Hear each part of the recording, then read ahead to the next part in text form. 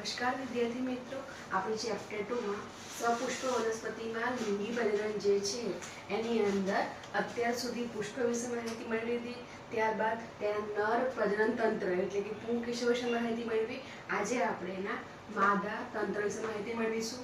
એમાં અહીંયા શું હશે? સ્ત્રીકેસર, એના વિશે આપણે આજે માહિતી મેળવવાની છે। હવે સ્ત્રીકેસરનું બીજું નામ છે જાયાંગ। સૌથી પહેલા આપણે આની આખી રચના વિશે માહિતી મેળવી લઈશું। બધાને ખબર છે કે સ્ત્રીકેસર જે છે પુષ્પનું સૌથી અંદર આવેલું ચક્ર છે અને અતિ મહત્વનું ચક્ર છે। જોઈએ પહેલા તો સૌથી પહેલાનો જે વિસ્તાર જે હોય છે જે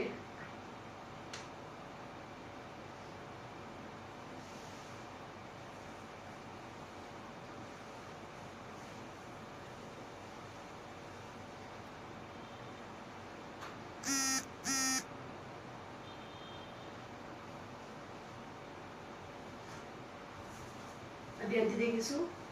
આ જે વિસ્તાર જે છે સૌથી ઉપરનો વિસ્તાર, આટલો વિસ્તાર કે જેને કહેવાશે આપણે શું કહીશું? પરાગાસન। આ જે પરાગાસન જે છે એ શું કરશે? પરાગરજને ગ્રહણ કરે છે। એટલે અહીંયા શું હશે? પરાગરજને ગ્રહણ કરે છે।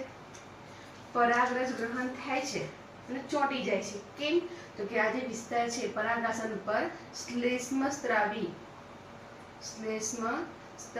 કોષો આવેલા છે જે ચિકાસ પડતા દ્રવ્યનો સ્ત્રાવ કરે છે જેથી પરાગરજ ચોંટી જાય છે।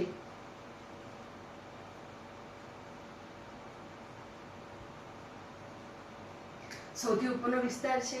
ત્યારબાદ જ્યાં લાંબો નલિકામાં જે વિસ્તાર જે છે તેને કહેવાશે પરાગવાહિની। આ પરાગવાહિની જે છે એ શું કરશે? તો કે નલિકામય વિસ્તાર છે, સૌથી લાંબો વિસ્તાર છે। શું કરશે? તો કે જ્યારે પરાગરજ આ પરાગાસન પર સ્થાપિત થાય છે અને ફલનની ક્રિયા દ્વારા નરજન્યુજનકનો વિકાસ થાય છે તે દરમિયાન પરાગરજમાંથી જ્યારે પરાગનલિકાનું નિર્માણ થાય છે તે દરમિયાન આ પરાગનલિકા જે છે પરાગવાહિનીમાં દાખલ થશે। એટલે કે પરાગનલિકા પરાગવાહિનીમાં દાખલ થાય છે અને અંડક સુધી પહોંચે છે। આ નીચેનો આટલો વિસ્તાર જે છે તેને કહેવાશે બીજાશય। આ બીજાશય જે છે અતિ મહત્વનો ભાગ છે। તે સ્ત્રીકેસરનો ફળદ્રુપ ભાગ પણ કહી શકાય, જેની અંદર પોલાણ આવેલું છે, જેને આપણે કોટર કહીશું। પોલાણ આવેલું છે, કોટર આવેલું છે। કોટરની અંદર બીજાંડ અથવા તો અંડક આવેલા છે, બરાબર। બીજાશય જે છે ફૂલેલો ભાગ છે। એક તો સૌથી નીચેનો વિસ્તાર છે કે જે સૌથી સ્ત્રીકેસરનો ફળદ્રુપ વિસ્તાર ગણાશે। તેની અંદર પોલાણ આવેલું છે, પોલાણમાં બીજાંડ અને અંડકો આવેલા છે। આની અંદર જ આ બીજાશયના વિસ્તારની અંદર જ માદા જન્યુજનકનો વિકાસ થશે। આ બીજાશયની અંદર જ જરાયુનું નિર્માણ થશે। જરાયુ એટલે એક પ્રકારનું અંડક જ કહેવાય કે જરાયુ જે હવે શું કરશે? નવા કોષો એટલે કે નવા માતૃકોષોનું નિર્માણમાં જે ભાગ લે છે એ જરાયુ જે છે તે પણ બીજાશયની અંદર જ આવેલું હશે। હવે ક્રમશઃ આપણે અંદર વિશેષ ભાગ વિશે માહિતી મેળવીશું।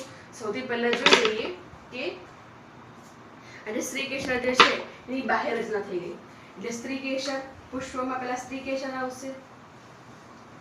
સ્ત્રીકેસરમાં આપણે જે મુખ્ય ભાગ જે છે એ છે બીજાશય। એની અંદર આવેલા હશે અંડક અથવા તો બીજાંડ। તો પહેલા આપણે અંડક અને બીજાંડ જે છે એની રચના જોઈશું। ત્યારબાદ અંડક અને બીજાંડ જે છે એને જોવા જઈએ તો મહાબીજાણુ ધાની પણ કહેવાશે। જ્યાં ધાની શબ્દ આવે એનો મતલબ કે તે બીજાણુઓનું નિર્માણ કરતી હશે કે જેની અંદર મહાબીજાણુઓનું નિર્માણ થાય છે। આ મહાબીજાણુઓ જે છે એ શું કરે છે તો કે ભ્રૂણપુટ નું નિર્માણ કરે છે। ભ્રૂણપુટ એટલે કે માદા જન્યુજનક વિકાસ જે કહેવાય છે એ ખરેખર શું કહેવાશે? ભ્રૂણપુટ કહેવાશે। અને છેવટે અંતે અંડકોષનું નિર્માણ થશે। આપણે ક્રમશઃ આ વિશે માહિતી મેળવવાની છે। સ્ત્રી કેસર વિશે માહિતી હમણાં મેળવી ચૂક્યા છે, બીજાશયની માહિતી લઈ લીધી છે। હવે અંડકનો વિકાસ જે છે એ જોઈશું। એને કહેવાશે મહાબીજાણુધાનીની રચના। ત્યારબાદ આપણે મહાબીજાણુ વિશે માહિતી મેળવીશું, ભ્રૂણપુટ વિશે માહિતી મેળવીશું અને અહીંયા આપણું માદા પ્રજનનતંત્ર કમ્પ્લીટ કરીશું। સૌથી પહેલા જોઈ લઈશું આપણે અંડક એટલે કે મહાબીજાણુધાનીની રચના। મહાબીજાણુધાની રચના વિશે માહિતી લઈશું એટલે કે અંડકની રચના વિશે। સૌથી પહેલા મેં આકૃતિ દોરી લીધી છે। હવેના ભાગો વિશે આપણે ક્રમશઃ અંદર જતા જઈશું।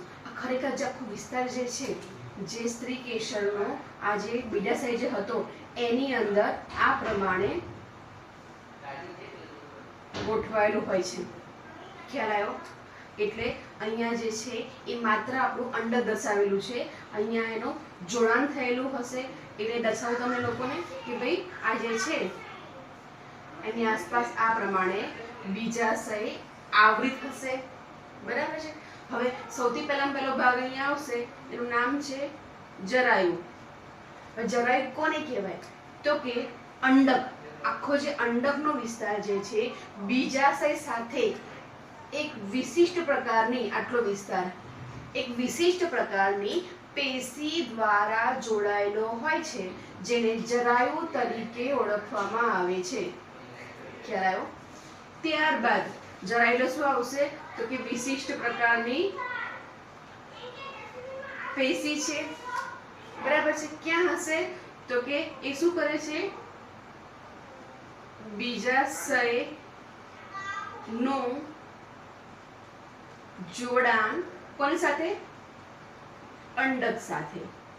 એને કહેવાશે જરાયુ। નંબર 2 લઈશું અંડનાલ અથવા તો અંડક દંડ। હવે કયો વિસ્તાર તો કે આ જરાયુનો જે વિસ્તાર જે છે એટલે કે આટલો વિસ્તાર જે છે અંડક જે છે આ છે અંડકનો વિસ્તાર। બરાબર છે? અંડકનું જરાયુ સાથે એક પાતળા દંડ વડે જોડાણ થયેલું હોય છે જેને કહેવાશે અંડક દંડ અથવા તો અંડનાલ। શું લખી શકાય? જરાયુ અને અંડકનું જોડાણ। ખ્યાલ આવ્યો? નેક્સ્ટ લઈશું આપણે એની અંદર બીજ કેન્દ્ર। બીજ કેન્દ્ર એટલે શું કહી શકાય તો કે નંબર 3 લઈશું, એ લખી દઈશું બીજ કેન્દ્ર। તો બીજ કેન્દ્ર એટલે એ વિસ્તાર કે જે બીજ કેન્દ્ર એટલે એ વિસ્તાર કહેવાશે આર્ય વિસ્તાર કે જ્યાં અંડક અંડનાલ સાથે જોડાણ ધરાવે છે। અંડક એ અંડનાલ સાથે એને કહેવાય આપણે બીજ કેન્દ્ર। કોણ કોણ જોડાણ છે બીજ કેન્દ્ર એટલે? અંડક અને અંડનાલ। અહીંયા શબ્દો સમજો બરાબર શબ્દોને। જરાયુ કોને કહેવાય? એક પ્રકારની વિશિષ્ટ પેશી છે કે જે બીજાશયની અંદરની દિવાલોમાં આવેલું હશે અને જેની સાથે અંડક જોડાયેલા હશે એને કહેવાશે જરાયુ। અંડનાલ કોને કહેવાય છે? જરાયુ અને અંડક વચ્ચેનું આ છે ગ્રીન કલરનો ભાગ દર્શાવ્યો છે એ અંડક છે, આ તમારું જરાયુ છે। એ બંનેના જોડાણ સ્થાનને અંડનાલ કહેવાશે। ખ્યાલ આવ્યો? અને આ છે બીજાશય અને આ છે અંડનાલ, એના જોડાણ સ્થાનને જરાયુ કહેવાશે। ત્રીજો શબ્દ અહીંયા છે બીજ કેન્દ્ર, તો કે આ અંડક જે છે એ અંડનાલ સાથે અહીંથી જોડાયેલું છે, અહીંથી ખ્યાલ આવ્યો? એને કહેવાશે બીજ કેન્દ્ર. હવે આને જે છે આપણે વટાણાના ઉદાહરણ દ્વારા સમજીશું, બધાને ખબર પડશે વધારે કે દરેક જણ તમે વટાણાની સિંગ બધાએ જોઈ હશે. આ પ્રમાણે અંદરથી પોલી હશે. જે પોરી જે છે એનો બીજાશય છે. જે છાલ તમે જોવો છો કે જેની અંદર દાણાઓ ગોઠવાયેલા છે એનું બીજાશય છે. એને કોટર સ્વરૂપે કહી શકાય. કોટર એક જ છે, એની અંદર ઘણા બધા અંડકો આવેલા છે. જે આ પ્રમાણે જોડાયેલી છે એમાં શું હોય તો કે અહીંયાથી ધારો કે આવી નાની નાની, તમે ધ્યાનથી દેખજો, આવા નાના નાના ફણગા જેવું હશે, એની ઉપરથી આ પ્રમાણે દાણો ઉગે છે. ખ્યાલ આવ્યો? હવે આ પ્રમાણે બટાણા હોય.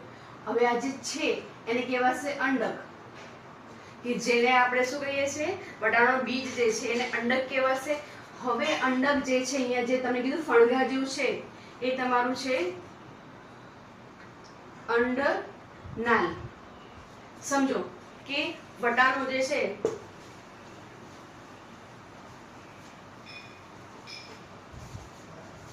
ફરીથી સમજો લઈએ, આવી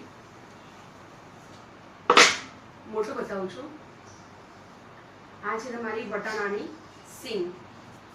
ઓકે, અહીંયાથી જોડાણ થયેલું છે આ પ્રમાણે.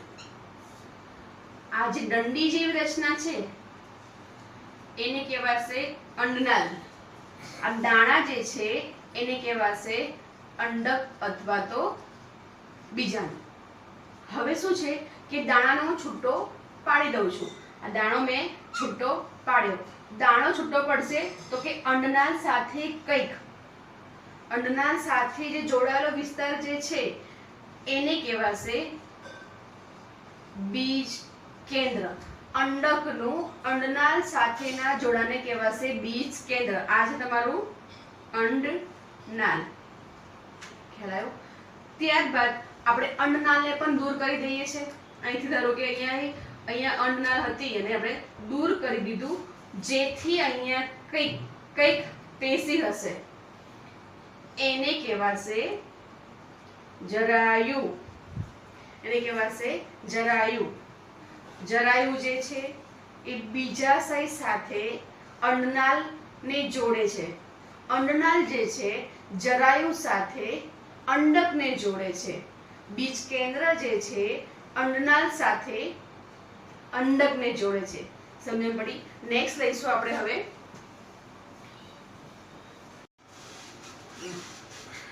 ચોથો ભાગ જે છે એ છે અંડકાવરણો.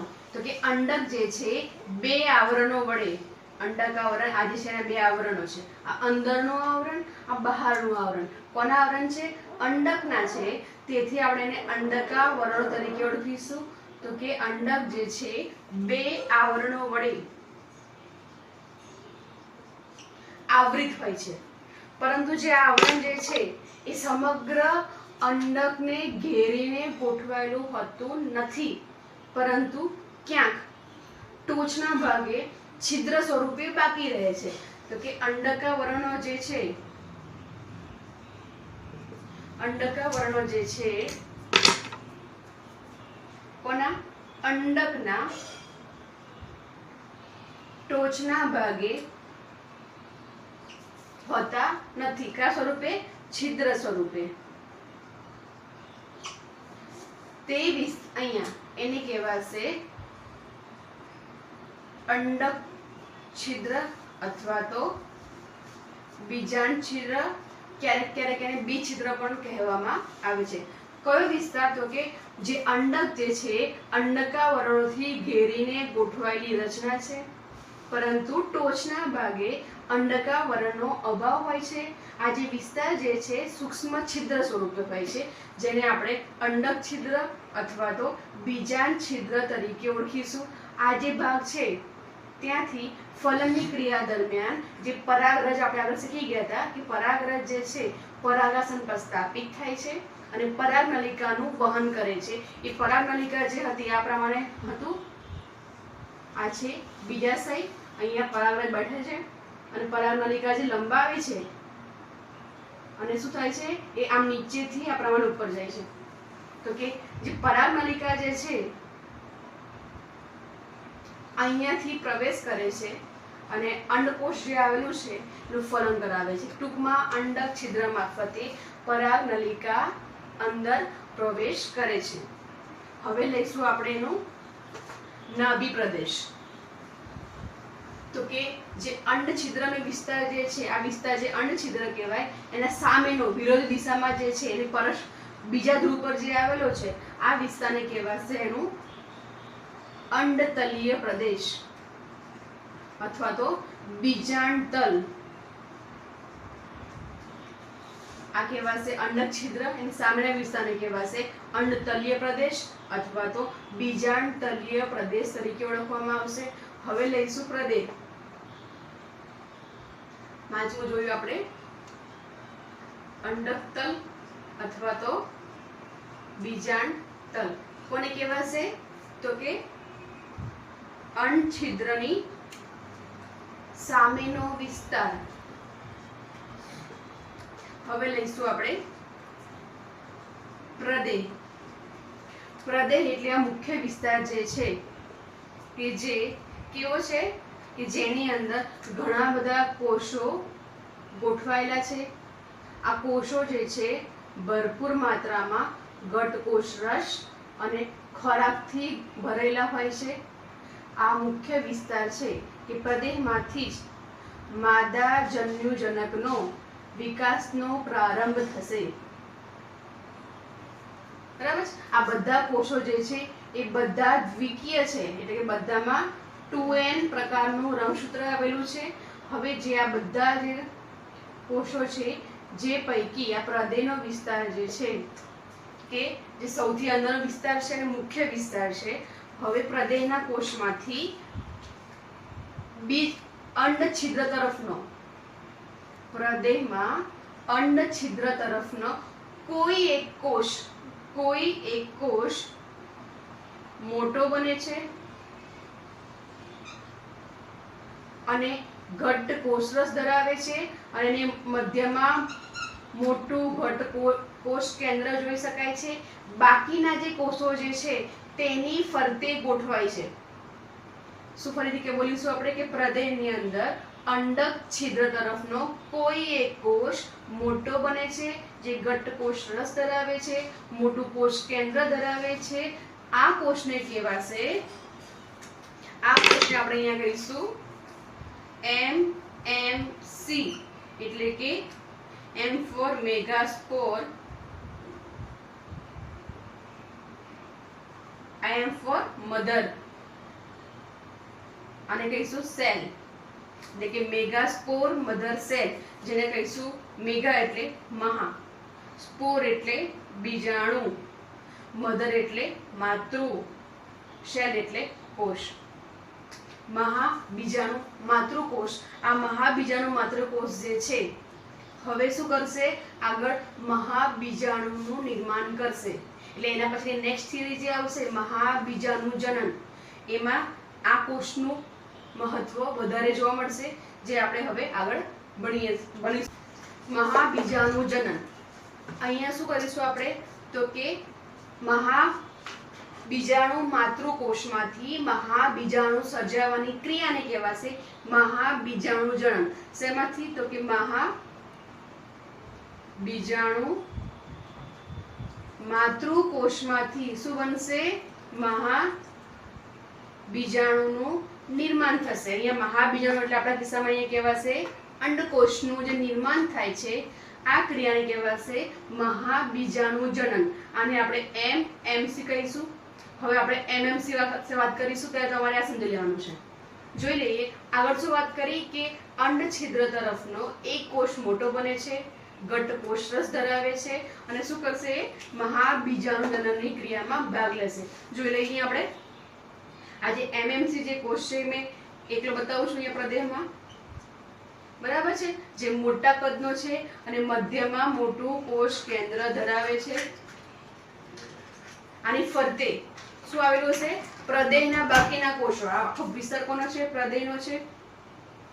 આ પ્રમાણે પ્રદેહના કોષો તેને ઘેરીને ગોઠવાયેલા હશે, જેઓ કેવા હશે? ખોરાકથી સંચિત હશે. આ થઈ ગયું એમએમસી નો કોષ જે છે. હવે જે આ કોષ જે છે શું પામશે? અર્ધીકરણની પ્રક્રિયામાં ભાગ લે છે. એટલે કે આ કોષ જે છે હવે 2 વાર અર્ધીકરણ પામે છે. અર્ધીકરણની ક્રિયામાં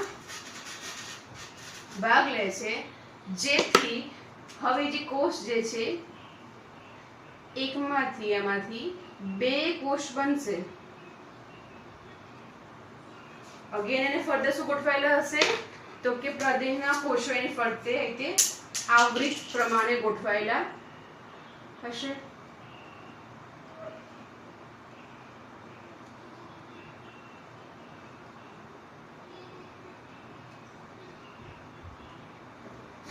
એકમાંથી 2 કોષ બન્યા.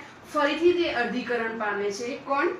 એમએમસી નો કોષ જે છે ફરીથી અર્ધીકરણ પામે છે અને 4 કોષો બનાવે છે. આ 4 કોષો જે છે રેખીય સ્વરૂપમાં ગોઠવાશે.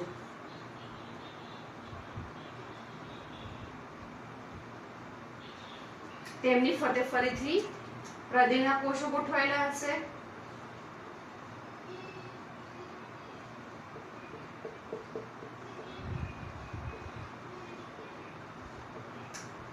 બરાબર. આ એક કોષ છે. આને કહેવાશે દ્વિકોષીય અવસ્થા, આને કહેવાશે ચતુષ્ક અવસ્થા અથવા તો 4 કોષીય અવસ્થા કહીશું આપણે. હવે શું છે?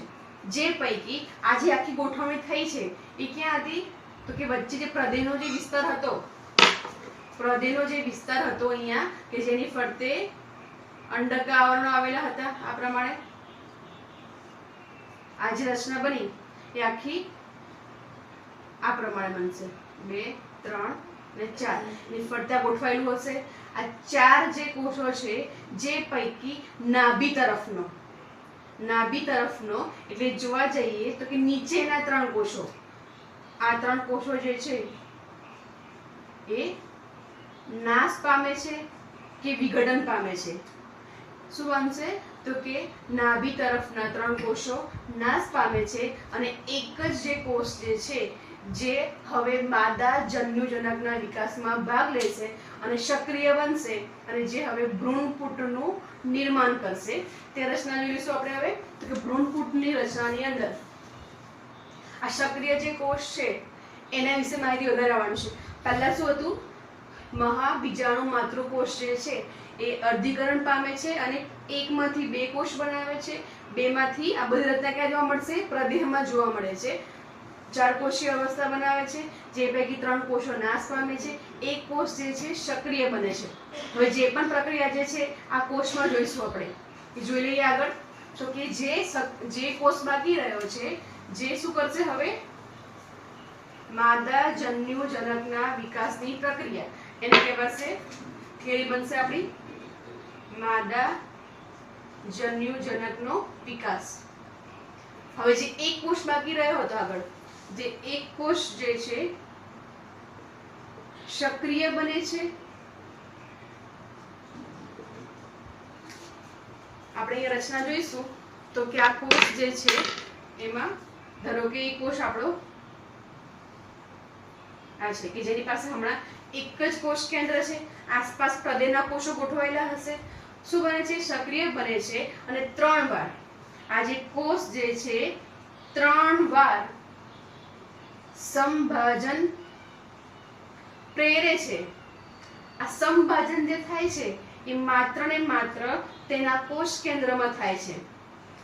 સંભાજન જે છે એટલે કોષ કેન્દ્રનું 3 વાર સંભાજન થાય છે.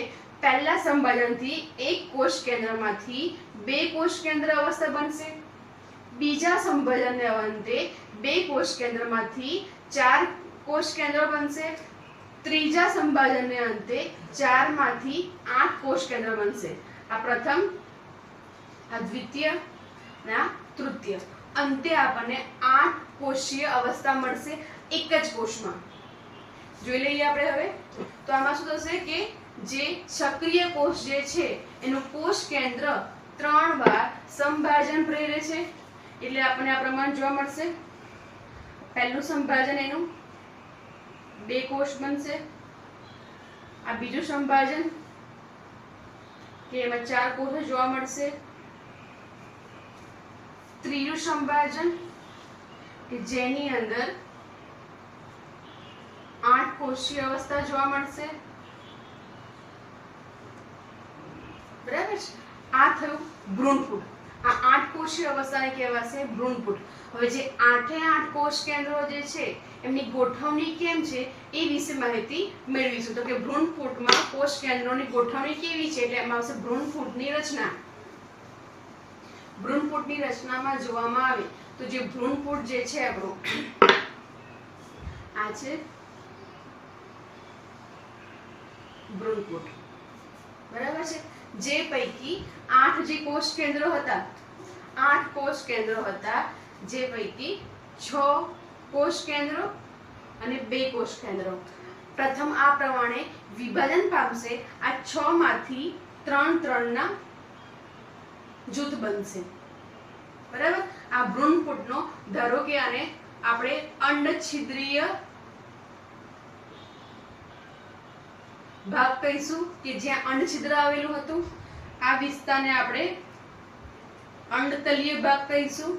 અંડછિદ્રીય વિસ્તાર એનો વિરુદ્ધ દિશામાં શું હતું? અંડતલીય વિસ્તાર. જે પૈકી આ 3 કોષો જે છે તે અંડછિદ્રીયમાં ગોઠવાશે અને બીજા 3 જે કોષ કેન્દ્રો જે છે એ અંડતલીય વિસ્તારમાં ગોઠવાય છે. આ પ્રમાણે ગોઠવ્યા બાદ તેમની ફરતે કોષ દિવાલનું નિર્માણ થાય છે.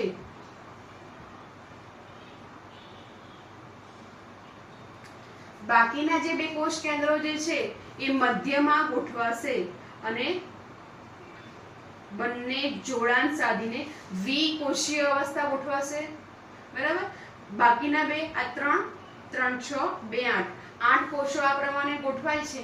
હવે આ જે અંડતલ તરફના કોષો જે છે એમને કહેવાશે સહાયક કોષો. જ્યારે અંડછિદ્ય તરફના જે કોષો છે એ રચના કરશે અંડ પ્રસાધનની. આ 3 કોષોને સંયુક્ત રીતે અંડ પ્રસાધન કહેવાશે. જે પૈકી મધ્યનો જે કોષ જે છે એને કહેવાશે અંડકોષ અને બાકીના 2 કોષો જે છે એને કહેવાશે સહાયક કોષો.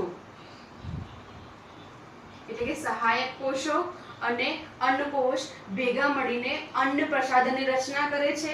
અંડતલ તરફના કોષોને પ્રતિધ્રુવીય કોષો કહે છે. ફરીથી જોઈ લઈશું. તો કે અંડછિદ્ર તરફના કોષો જે કહેવાશે અંડ પ્રસાધનની રચના કરે છે. જે પૈકી મધ્યનો કોષ જે છે એટલે અંડકોષ કહેવાશે. તેની આસપાસ આવેલું હશે 2 સહાયક કોષો આવેલા હશે અને એની સામેના અંડતલ તરફ ગોઠવાયેલા કોષોને પ્રતિધ્રુવીય કોષ તરીકે ઓળખવામાં આવે છે. મધ્યમાં જે 2 કોષ કેન્દ્ર છે જે ભવિષ્યમાં દ્વિધ્રુવીયકાયની રચના કરશે. અહીંયા જોઈએ તો કે એક જ કોષ કેન્દ્ર જે સક્રિય બન્યું હતું, એક જ કોષ કેન્દ્રએ ભાગ લઈને આવી 8 કોષીય અવસ્થા બનાવી છે. અહીંયા જોઈએ તો કુલ 8 કોષીય અવસ્થા જોવા મળે છે. આ ભ્રૂણપુટમાં 8 કોષીય અવસ્થા જોવા મળે છે, પરંતુ ખરેખર એ 7 કોષીય અવસ્થા તરીકે ઓળખવામાં આવે છે. બરાબર. સૌપ્રથમ આ રચનાનો અભ્યાસ 1950માં પંચાનન મહેશ્વરી નામના વૈજ્ઞાનિકે કર્યો હતો. તેમણે આના આધારે કીધું કે કેટલા કોષ કેન્દ્રો, અહીંયા આપણા કિસ્સામાં એક જ કોષ કેન્દ્રએ ભાગ લીધો છે, તો કેટલા કોષ કેન્દ્રો ભાગ લે છે તેને આધારે વનસ્પતિઓને, આવૃત બીજધારી વનસ્પતિઓને મોનોસ્પોરિક, ડાયસ્પોરિક અને ટેટ્રાસ્પોરિક માં વિભાજિત કરી શકાય. અહીંયા જે કેસ છે આપણો એ મોનોસ્પોરિક કહેવાશે. કેમ? કારણ કે એક જ કોષ જે હતો એ શું કર્યું હતું? 3 વાર સંભાજન પામે છે અને આ પ્રકારની અવસ્થાનું નિર્માણ કરે છે. આને કહેવાશે મોનોસ્પોરિક વિકાસ તરીકે ઓળખવામાં આવે છે. કેટલાકમાં 2 કોષ કેન્દ્રો ભાગ લે છે અને ડાયસ્પોરિક વિકાસ કહેવાશે. કેટલાકમાં 4 કોષો ભાગ લે છે અને કહેવાશે ટેટ્રાસ્પોરિક વિકાસ. અહીંયા આપણું માદા પ્રજનન તંત્રમાં સ્ત્રી કેસર વિશે માહિતી મેળવી ચૂક્યા છે. સૌથી પહેલું સ્ત્રી કેસરની રચના જોઈ, ત્યારબાદ અંડકની રચના જોઈ જેને કહેવાશે મહાબીજાણુધણીની રચના, ત્યારબાદ મહાબીજાણુજનનની પ્રક્રિયા વિશે માહિતી મેળવી અને છેવટે આપણે ભ્રૂણપુટ જે હતું એની વિશે વિગતવાર માહિતી મેળવી. હવે પછી નેક્સ્ટ જે આવશે, આનો ભાગ જે આગળ આવશે એમાં આપણે પરાગનયની ક્રિયાઓમાં વિવિધ પદ્ધતિઓ જે જોવા મળે છે એના વિશે વિગતવાર નેક્સ્ટ લેક્ચરમાં માહિતી મેળવીશું.